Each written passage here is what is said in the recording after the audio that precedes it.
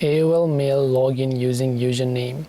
So if you want to log into your AOL Mail account, it's actually quite very simple. Simply open up your browser, then go to mail.aol.com. Then when you go to mail.aol.com, this is the kind of interface you will see. You simply want to click on the login option from the top right hand side of the screen.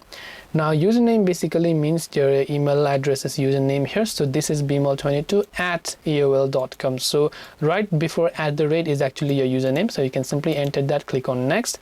Then all you have to do is enter your password and click on next. Then once you've done that, you'll be successfully signed in to your AOL Mail account. This way you'll be able to sign into your AOL Mail account. Hope this video was very helpful. If you have got any more questions, then feel free to leave them down below. Thank you for watching till the very end, and as always, see you soon in the next video.